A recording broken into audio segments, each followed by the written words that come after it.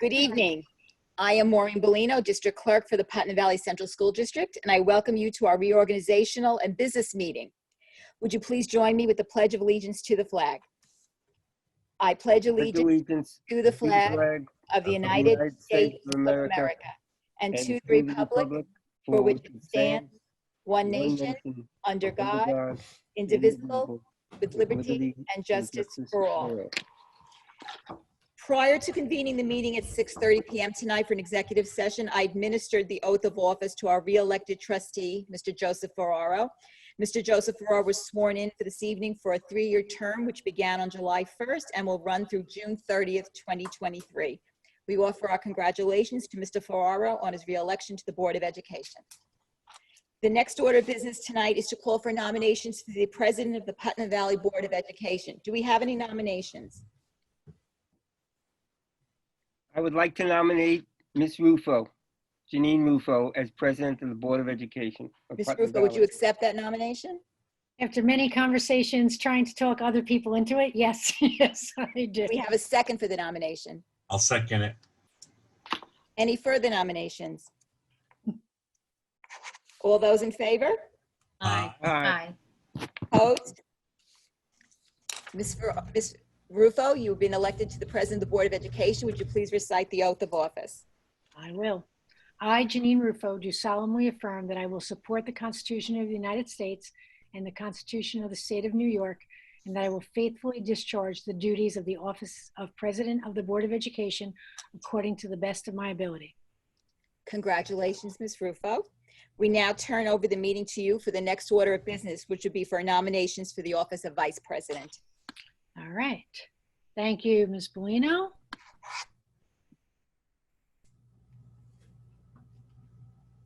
Okay, sorry. We're turning over. All right, I would now, I would have a call for nominations for the office of Vice President. I personally would like to nominate Mr. Joseph Ferraro for the office of Vice President. Second. Mr. Ferraro, do you accept would you accept the nomination? I do. I would like then for a vote, all in favor for Mr. Ferraro for the office of Vice President, Board of Education? Aye. Aye.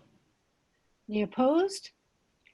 Congratulations, Mr. Ferraro. You have just been appointed / elected to the office of Vice President. Could you please recite your oath?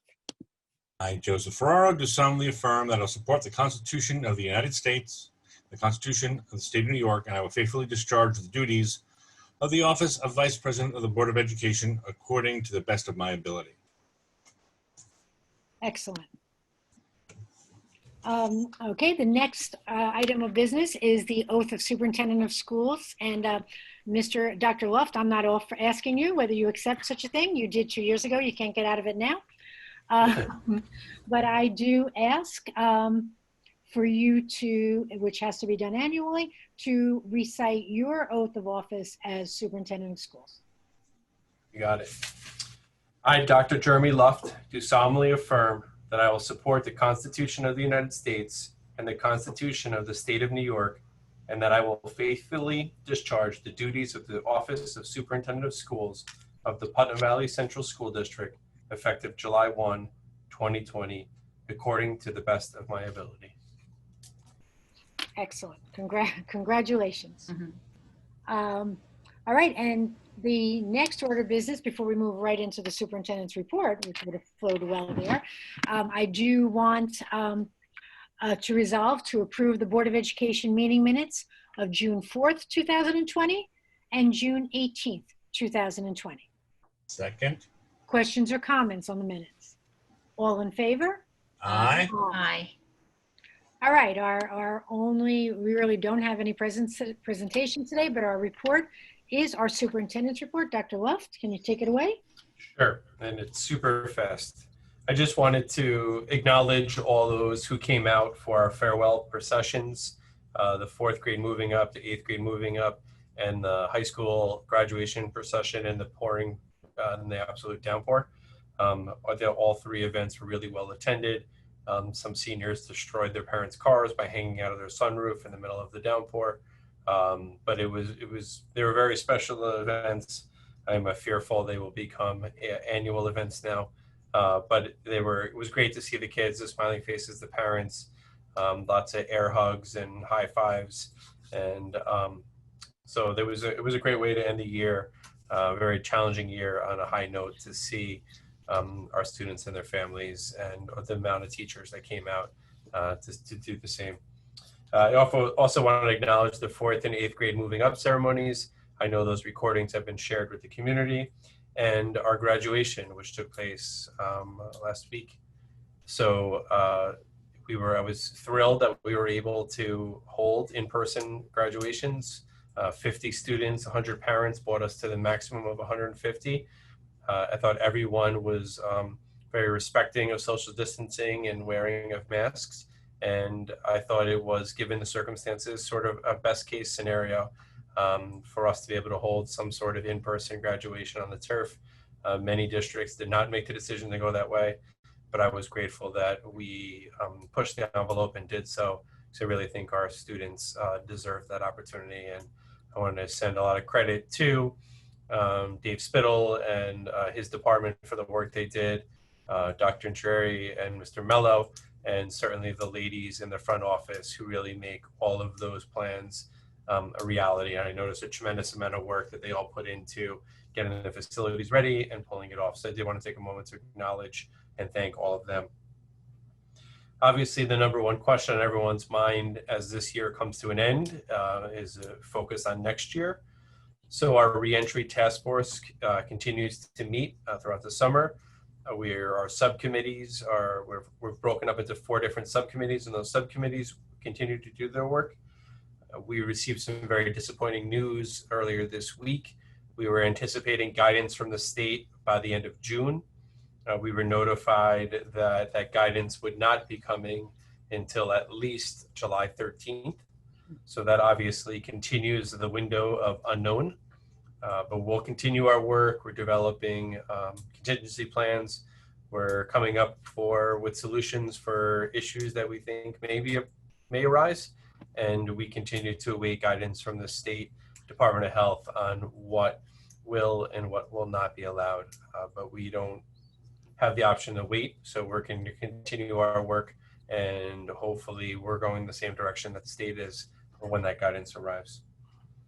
And that's it. I really wanted to take an opportunity to thank all our teachers, our parents, our students. I know how challenging of a year it was, and I hope that everyone has a long and restful summer.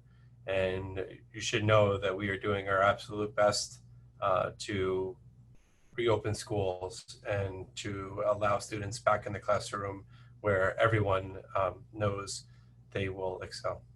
That's it. Thank you. Jeremy, I'm sorry. Yep. Can you give us an update of the facilities Sure. information? So the facilities project? Yes. Okay. So the facilities project continues to move ahead. Obviously, the middle school is moving on ahead of schedule because they were given such a jump start. So we've ended the demolition phase. So they stopped breaking stuff, and now they're starting to put stuff back together. So they've poured the concrete pad where the learning commons and the social commons will be going in the middle school, the old courtyard. They began putting up the steel beams in that location. So you'll see the frame of a building emerge from that concrete pad, and then early next week, that work will start to happen. The Health and Wellness Center is actually sort of on pause for now. They reached all the work. They're actually up to the point where they need to start putting up the steel. So once that steel arrives, that work will begin as well, and the structure of that building will begin. But all of the sort of the utilities, the underground work, the electric, the plumbing, all of that stuff, the geothermal relocation, the water main for the middle school, all of that work has been already accomplished. The middle school has walls down, new corridors are already built. The new bathrooms and copy rooms and kitchen is all already blocked in. So it already looks like a totally new building, just a really dirty one right now. But we still anticipate that middle school work being completed before school would reopen in September. And we still anticipate the Health and Wellness Center being completed by January 1st and hopefully sooner, which was always what our timeline was. Thank you. Welcome. Now, Jeremy, as a follow-up to that, I think I asked this, I don't know, it was a couple meetings ago before we actually were getting steel. Do you, and you know, originally we were thinking the price of steel was going up before less competition for steel because of construction being shut down. How are we on our pricing for steel for this renovation or this rebuild? So when we award our contracts, we award that amount regardless of any fluctuations in the steel price.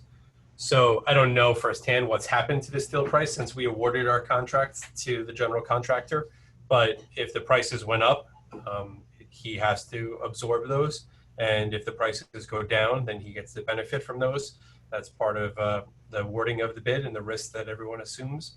There's incentives there that once they get the material on site, that lessens the time between the contract signing and when they lock in their price. So I don't know exactly what's happened to the price of steel, but obviously our amount is not subject to change once we set our contract. And I just have one question, again, in reference to your superintendent report regarding the, what are we calling it, the reopening committees?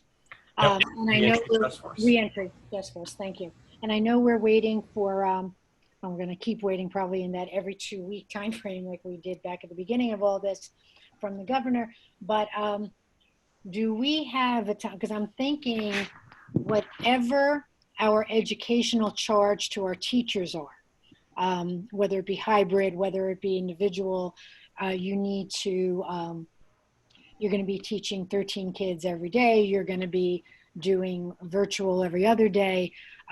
We want to maximize our spending of summer work related to what it looks like. I mean, ordinarily, we know what September looks like. So our summer work is approved based on the teacher saying, here's what I'm going to do. And we know we can do it. Now we really don't. So is there a time frame by which you say, we will at least give you an idea of what your requirements are going to be so they have time to prepare for that? Sure, I can answer it 2 ways. Okay. From a curriculum, a summer work perspective, that work's already been established. We already have them working on those. So 2 of the areas in which they're focusing on are what will a September curriculum look like, knowing that students may not have received the equivalent education throughout the spring. Right. So how are we going to get students caught up? How are we going to make sure they have those core competencies that they'll need to be successful in this year? So that remains the same regardless of whether we're 100% in or 100% out or something in between. So that is still vitally important. So that is a big focus area. Another big focus area is around developing the tools to be successful in a distance learning environment. Because the reality is, even if we open with 100% of students in, there's still that threat will always be out there that the infection rate could increase and we can end up back in a distance learning model. So I don't want to put all my eggs into things are looking good, we'll reopen, and we won't need those tools to be successful. I think we're encouraging our teachers to continue to build on those tools because twofold. One, if all students are out, then we would utilize them. And if we're in a partial, sort of a hybrid environment where some students are in and some students are at home, the teachers would still be required to use those same tools for those students who are home. So we're focusing on both of those areas. From more of a contractual standpoint, our expectation is that teachers will be back.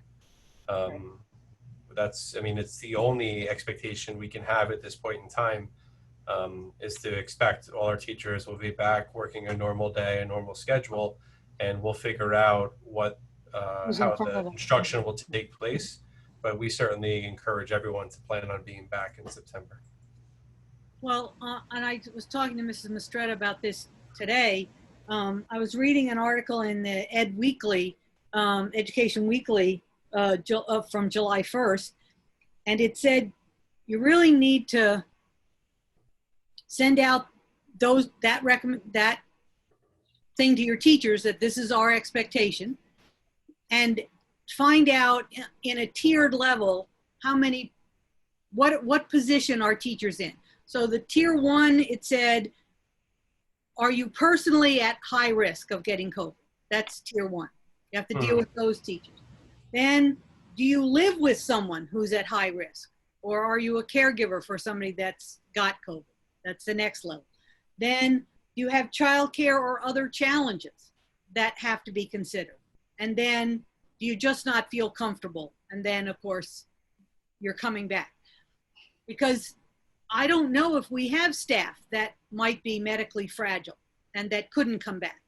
But we would need to know that, and we would need to know that fairly soon, it seems to me. And then Natalie would know probably, but there are ways to help people that can't come back.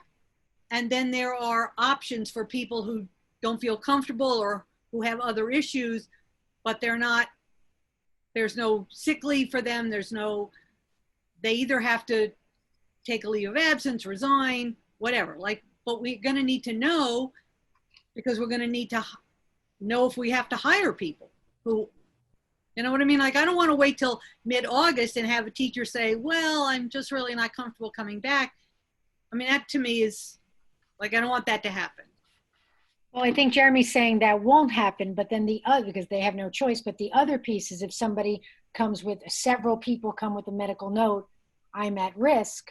Right. That's something we have to be prepared for. We have to know, but we have to know that. Simply, I don't want to, they have no choice, but I can't, or I'm the caretaker for my 90-year-old mother. You know, they come with that kind of documentation. What do we do?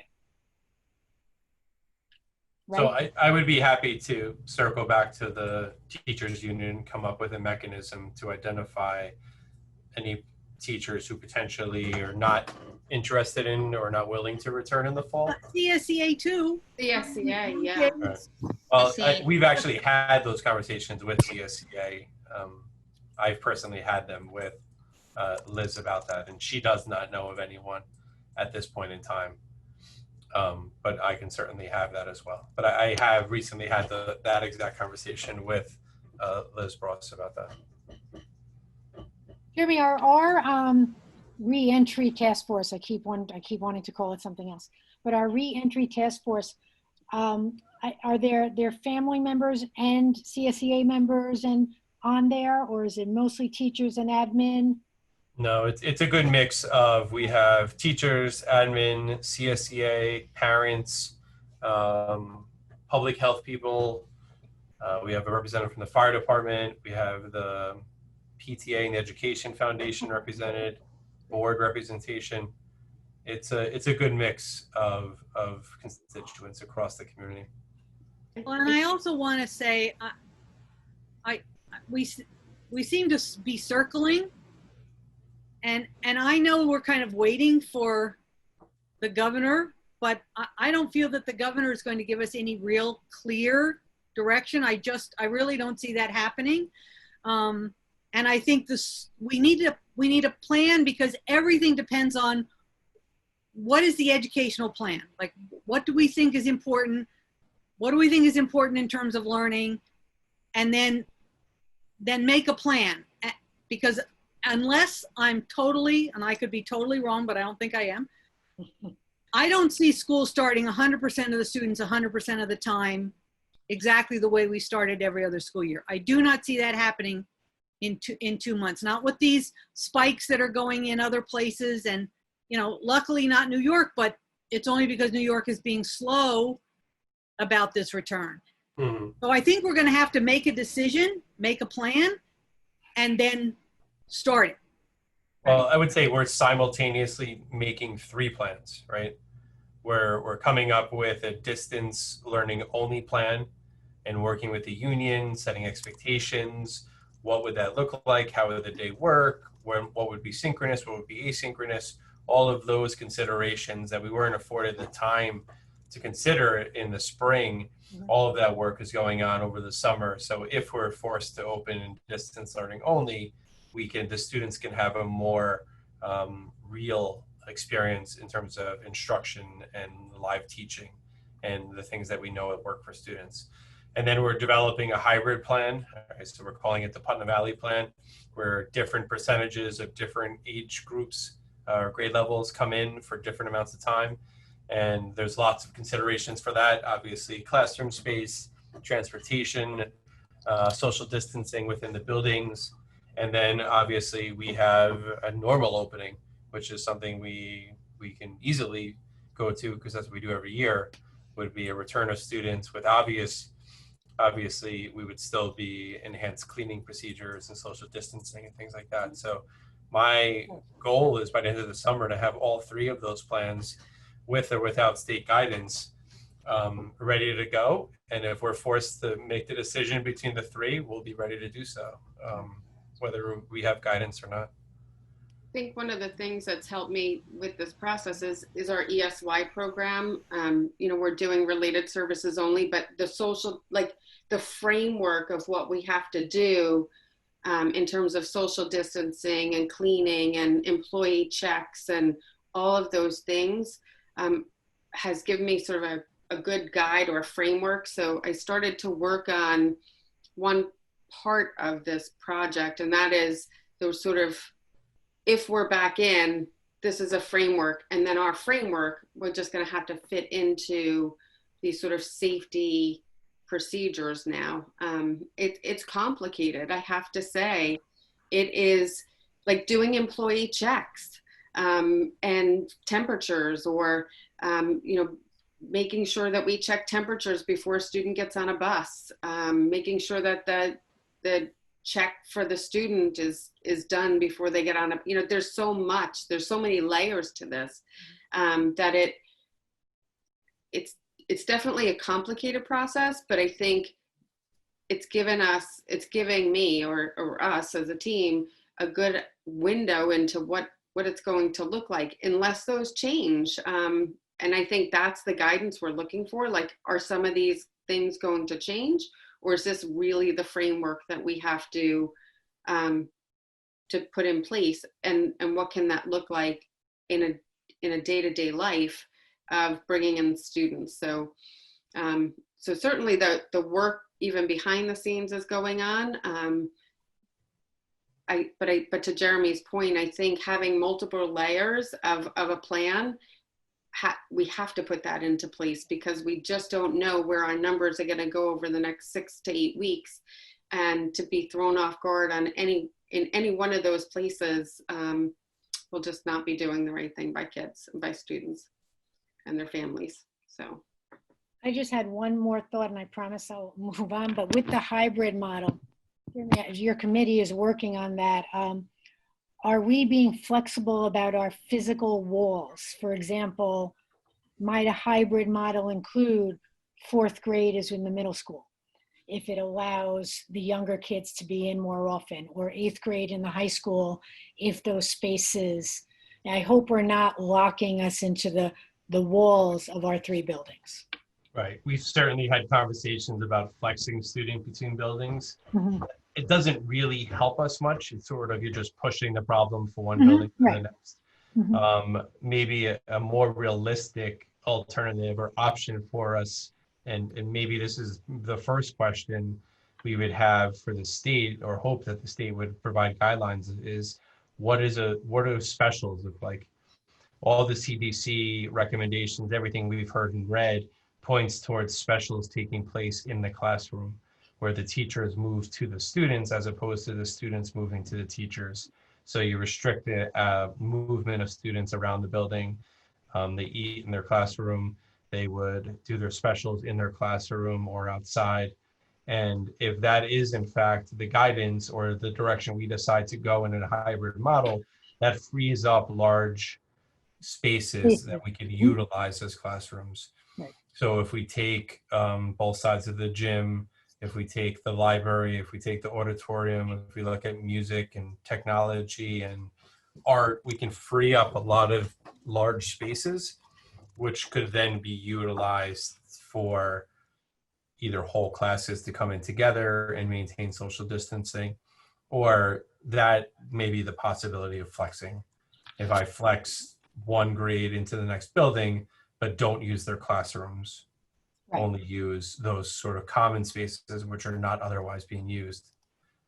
But I want to avoid flexing as much as possible because it really just pushes the overcrowding issue from one building to the next. No, no, absolutely. I was just reading, I think in Orange County, I think Monroe Woodbury, one of the Orange County schools, their hybrid plan was being considered to include some flexing, but also they were seriously considering, which I would not like, bringing in only their elementary schools and full distant learning for their secondary students. So K-6 comes in, 7-12 does secondary. So that's not something I would say, yay, let's do that. But I just think we have to really think whatever makes sense for us, no matter how out of the box it might seem. And it sounds like you're doing that. I just wanted to add my 2 cents. Right. Well, I could give a sneak preview of what were the most, the plan that's gaining the most traction here in Putnam Valley. And it's actually, the Putnam Valley plan is what it's being called across the region is we're considering bringing in 100% of students at the youngest grade levels. Now, how many grade levels we can do, we're not yet sure, but let's say we do K through 2, students would come in 100% of the days, and we would find spaces so they would likely be split. They would either be in a large space where we can have 20 something students together and still maintain social distancing, or they would be in 2 regular sized classrooms and supervised by a combination of teacher and teaching assistant as they work with the 2 groups of students. And then we would then have a chunk of grades that would be on a more of a hybrid, half in, half out, but instruction obviously still taking place as they're out, and then alternating. Now, whether that's a A-day, B-day rotation, 1 week on, 1 week off, all those decisions have to be made. But that's an option for those sort of 50% group. And then when you get to the oldest group, the students who are most capable of their own distance learning, of managing their own time, but we still want the accountability and we still want the relationships and then be able to come in, we would do a lesser amount. Once every 3 days or once every 4 days, they would have in-person classes and then distance learning classes the other days. So they still have an opportunity to build a relationship with the teacher. They still have some accountability to the work, and but they also have the ability to manage their learning on their own. And obviously for crowding issues and transportation issues, that's why we can't just do 100% for all or 50% for everyone. So that's the plan that we're Batting focusing around the most on right now, to the point where we're inventorying classrooms or mapping out schedules and what would that look like. In terms of a hybrid model, that's what we're just getting the most serious consideration right now.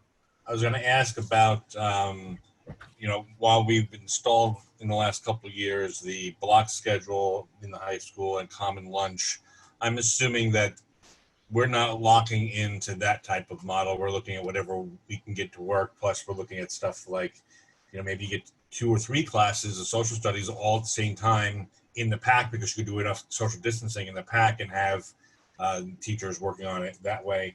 But more, if we are doing this hybrid model, I keep seeing the issue of contractual issues with live streaming of classes to half a class outside of the classroom and the other half being in the classroom.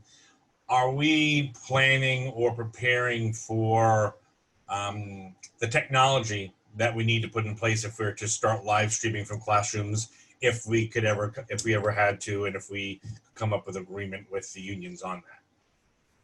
Sure. So we had many conversations about what was the appropriate technology to utilize, and where we landed was essentially what we have.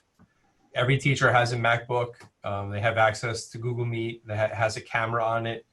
The teacher can display their screen like we do on a Zoom meeting.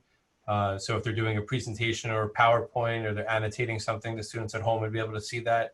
They can voice over, they'd be able to hear what was going on, or they can have the camera facing the board if they're solving problems at the board or doing something like that.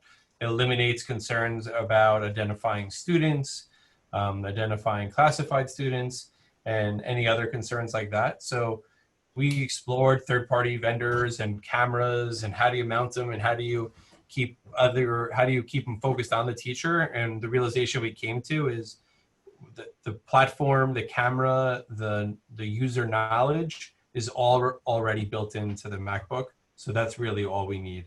And so that would be our plan for how to facilitate the distance learning component in a hybrid model. And are we, and from a Mike Lee technology standpoint, even if we have the teachers in classrooms as normal, even though it's not normal, the idea of, I lost my train of thought there for a second. Hold on a second. I don't remember. I lost it. I can't believe that. Was it streaming live at the same time as in class? Right. The hybrid? Yeah, so if they're always in the classroom, do we have the bandwidth to be having live classes going all day? That was kind of what I was thinking on the technology side. Right, so internal infrastructure, we certainly have the bandwidth. I do know we did up our bandwidth through BOCES for next school year with that thinking in mind. So I think from an infrastructure and bandwidth standpoint, we'd be in pretty good shape. Did Cablevision, right, gave everybody Wi-Fi or hotspots this year, right, during the pandemic? They did through June 30th. Okay, so do we have any kind of commitment for next year? No. Because then we have an equity issue, right? For families that don't. So it's one of the survey questions we asked were for families to identify if they didn't have reliable internet access. It's a small number, but it's still a number that we have to address. I would certainly have every hope that Optimum would re-offer that. We've talked about plans. The reality is that sort of the go-to solution of the MiFi or the hotspot doesn't work real well in Putnam Valley. There's too many cellular dead spots. You're not going to get enough bandwidth to be able to do anything on it. And the reality is that thing costs more than paying the family's Optimum bill. So we certainly are exploring options and would look to partner with Optimum. But we would certainly hope that if things do not improve or get worse and we end up in a distance learning environment, that they would provide that same opportunity to families. We don't know how many they provided, how much it cost them or anything. No. When will you compile all the results of the survey? So they're still coming in. We actually have over 700 responses so far. Ooh, yay. In fairness to the Reentry Task Force, I want to have the opportunity to share the data with them first. But I would be happy to send out sort of summarized data to the entire community. But it's still, we actually received almost another, 70 responses today. So I don't want to cut it off if we're still receiving information. So we're going to leave it open for as long as responses come in. I'm going to share it with the Reentry Task Force. We're going to use it to guide some of our conversations, and then I'll summarize it and send it out in some capacity to the community. Excellent. But to answer the internet question, I believe the last number I saw was 17 of 700 and something individuals. Yes. And all grade levels are represented, correct? Yeah. Yes. And it's actually students and parents that are responding. All right, thank you. That was our public comments on, that was the board's comments on your agenda. Maureen, do we have any questions from the public on the listed agenda items as of now? We do, but I think most of them have already been discussed by Dr. Luft. Maybe the question on the second grade sections, Dr. Luft, from the community member? I have them all in front of me, so I'll go through them all. So we had a question about the survey results, so we'll definitely share that information, but we want to keep it going for as long as people are responding. So that information is forthcoming for sure. There was a question about returning to school in the fall. Any estimate of when we'll know. So as I noted before, we expect the guidance at some point after July 13th. We are, as a school district, developing a distance learning for all plan. a socially distanced hybrid model where some students are in and some students are home, but all students are still learning model, and obviously a traditional opening model with considerations for social distancing and enhanced cleaning procedures and things like that. So those are the three. With or without guidance, we'll have all three of those plans done. But I unfortunately do not have any insight as to which direction the state is going to point us related to those three items. So the next one has several questions. The first question had to do with, if we're doing virtual classes, what would the expectations of those classes be? So obviously we're working closely with the teachers union to set expectations for what distance learning would be. There would obviously be a focus on live instruction or asynchronous, like pre-recorded instruction with opportunities for question and answers. I think that everyone did the best they could in a very difficult situation this spring, but I'm confident that we could do better in the fall. And I think that that would be our goal in any sort of hybrid or virtual learning environment, would be an increase in live and asynchronous instruction, more connections, more opportunities to interact with their classmates and their teachers. And we're working with the teachers union to get that all resolved. The next one had to do with testing. If students would be required to take a COVID test before returning to school. So I have not heard any talk about that. The reality is, even if a student tested negative today, they could be infected tomorrow and then show up. We'd have to test students every day for that to really offer us of any value. So COVID tested for students is not something that I've heard. But as to Natalie's point before, a sort of a self health assessment is something that we've heard about, a self-diagnostic where you sort of check boxes and confirm that you're feeling well and you haven't traveled to any of these places and all of those things. So there, it falls under, there has to be an app for that. We've since developed a form for our staff to fill out for ESY or for related services over the summer. But that's something that in some capacity I would expect. There is some conversation about temperatures, temperature scans, whether or not that's even offering any valuable information given the number of asymptomatic carriers that could be out there. But that's something that we're monitoring and hopefully planning for if we're going to be required to do that. But that, I mean, personally is, it's going to take us 2 hours to get kids into school and 2 hours to get them out if we have to take their temperature both ways. And employees also right now have to do the screening every day. So, so the next one has to do with, will parents have the opportunity to just do online learning? I would say my caveat is parents always have the option to not send their students into school and could do home instruction, but that since we don't know which of the three areas we're going to end up on, we can't say whether or not that's going to be a choice that's going to sort of be encouraged, but parents certainly always would have that option to homeschool their children if they decided to do so. There was a question about the survey that went home. One of the questions was corrected, so that's been resolved. What else? So the hybrid plan, we've talked a lot about. They asked what hybrid plan meant. The hybrid plan would be a portion of students being in school live instruction, a portion of students receiving distance learning instruction, and then at some point those students alternating. And then the last question is how we protect our community. I mean, we're using every bit of information we can get. We work collaboratively with our local health department almost on a daily basis. And we rely on the State Department of Health and the CDC for our guidelines. And those are the public health experts, and that's whose direction we follow in making these decisions.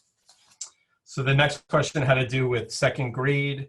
How are we going to plan for the reduction in second grade? So the reason why second grade was chosen to reduce the section is because we have so few students going into that second grade class.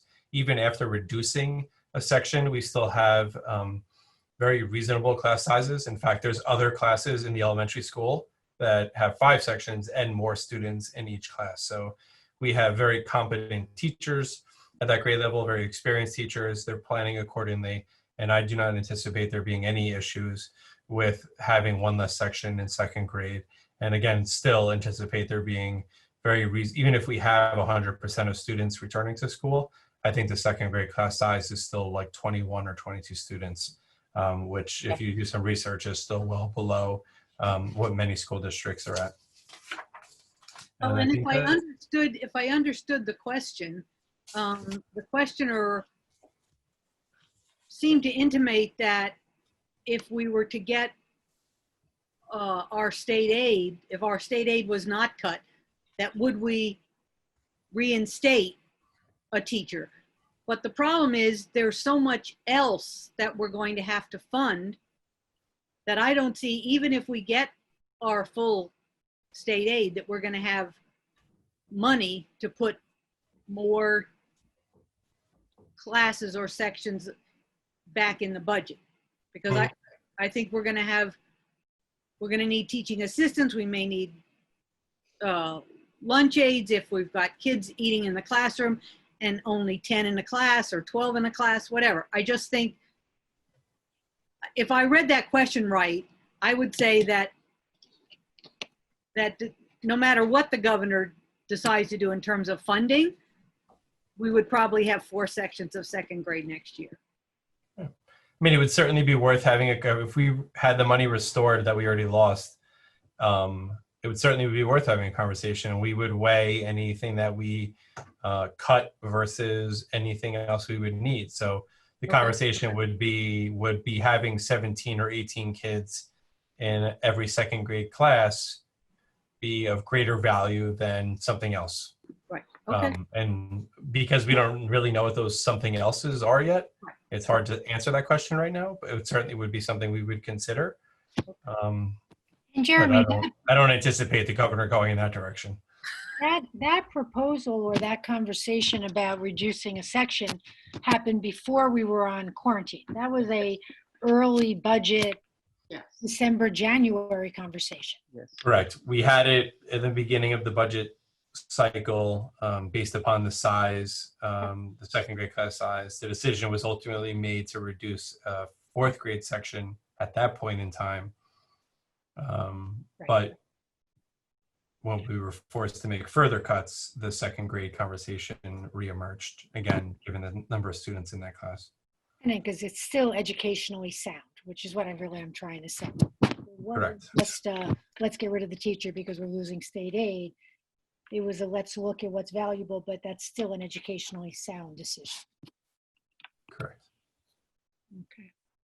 Any other questions? Nope. That's it from the That's it. public. Okay, then I think we can move on to new business. And we'll just go in our old order. So Mr. Ferraro, I will ask, I just promoted you or gave you a degree of some kind. Could you start us off with number 1? Like a 20% increase in my salary for that? Yes, yes. Okay. Your board salary, yes. Yes, my board salary. Okay. Which is 0 for the public. Right. All right, here we go. Resolve the recommendation of the superintendent of schools to accept the resignation of the middle school assistant principal, Dr. Karen Mojica, from the district, effective August 23rd, 2020, as per document number 1621 attached to the agenda and official minutes of this meeting. Second. Questions or comments? I just want to mention that, I mean, Dr. Mojica will be definitely missed, and we wish him only the best of luck as he moves on to become a principal in Croton. And we're already underway in terms of we have screening interviews set up to find a replacement, and we had over 150 or 160 applicants for the position. So those screenings are set up for next week. Okay, question, we did the question to comments. All in favor? Aye. Aye. Number 2, Mrs. Yetter. Resolved that the Board of Education hereby suspends the provision of Board Policy 5300.65, visitors to the school, and limits entry to the school's buildings to authorized personnel and students, deliveries by the district's vendors, contractors, district auditors, and those persons as determined by the superintendent of schools or his designee. This suspension shall remain into effect until Governor Cuomo determines that a state of emergency no longer exists in New York State due to COVID-19 virus and reopens schools to the public. Second. Questions or comments? I just want to note that this will likely have an impact on our tax collection and the district office. And Jill has already been working on some contingency plans for how we're going to handling tax collection here. So more information to come on that. I hadn't even thought about that. Okay, good. I'm glad you did. All in favor? Aye. Aye. Number 3. Resolved on the recommendation of the superintendent of schools to approve an agreement with Janice Mateo Toledo to provide consulting services for professional development during the 2020 summer on the subject of racial literacy at the rate of $250 per hour. Second. Questions or comments? So this is, I might as well do all 3. So this is one of our summer curriculum work initiatives. It's a district-wide initiative. Jeanette and Natalie are both taking part in it.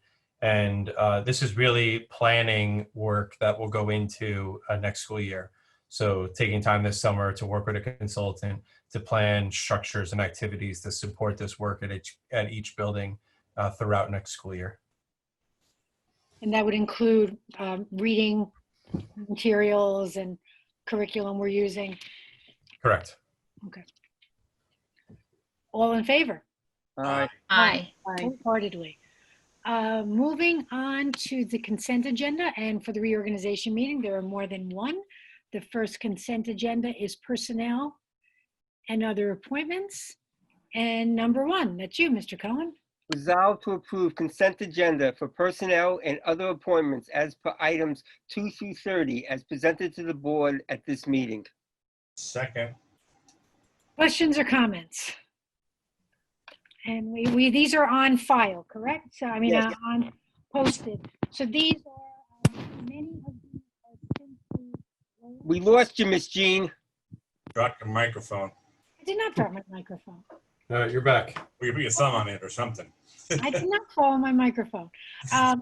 These appointments are not necessarily new hires. Many of them are, and they are up on the agenda for your review, but they are roles that we have to approve every year, like who's the DASA coordinator, who's the Title IX officer. So that's what a lot of these are. It's not 30 new hires. It's appointments that have to be done every year. Right. All in favor? Aye. Aye. Okay.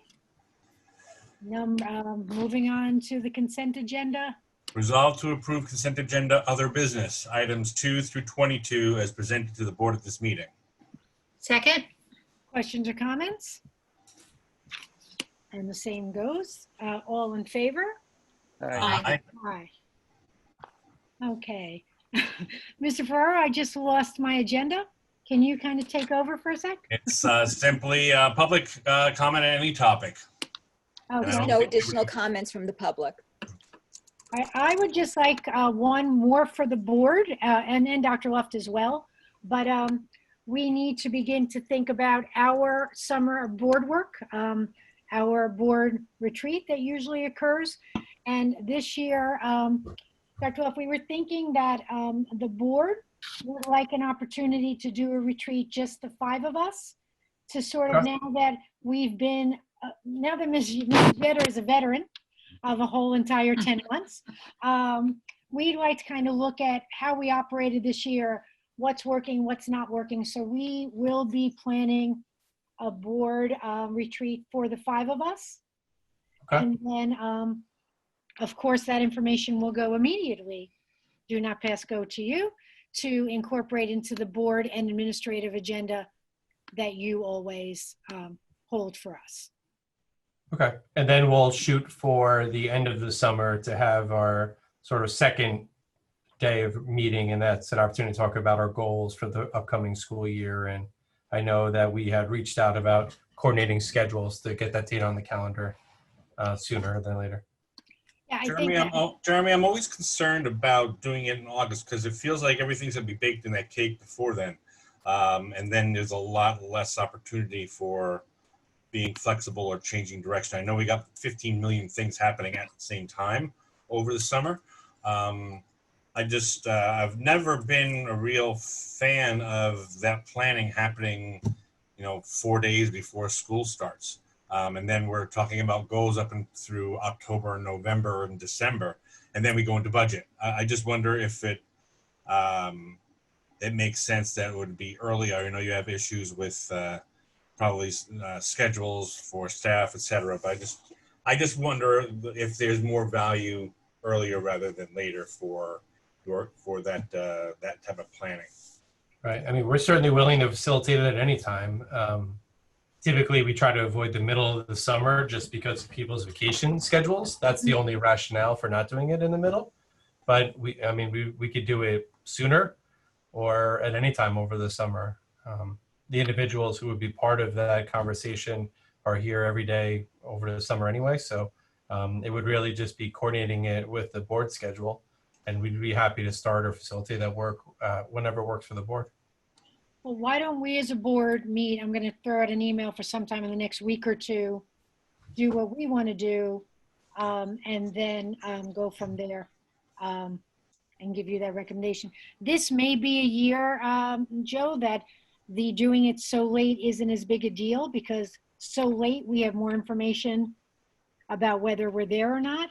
Yeah. But I think in the future, I know you were always a proponent for that first week after school ended while we were still fresh almost moving forward. That could be something we can look at for next year. But I have a feeling this year we're going to be that 2-week waiting game about what are we allowed to do, what are we allowed to do, what are we allowed to do. And a lot of that's going to be part of our decision making. But maybe more towards the beginning of August rather than the end of August. All right, so it sounds like Dr. Left, you're open to that. Why don't we meet? Throw some dates out with Maureen. That's kind of your job, Maureen. Yeah, And no we'll problem. figure it out. Okay. And you're going to send us a list of dates for the board for just Yes. the 5 of us for a retreat. Okay. Yes, that I will do. And when you finalize that date, give it to me so I'll put a notice You out. have to put a notice out that we're having Yeah. exactly. It's very possible that once we get the announcement from the governor, we're going to have another meeting, another board meeting to go over that. That's probably not the regular meeting. And I know, Jill, if I recall, we often end up needing a meeting in the summer for a business purpose or other.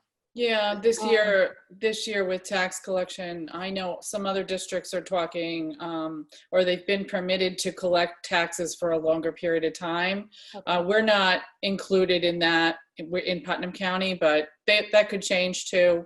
So yeah, I think we need to just play it by ear. Right.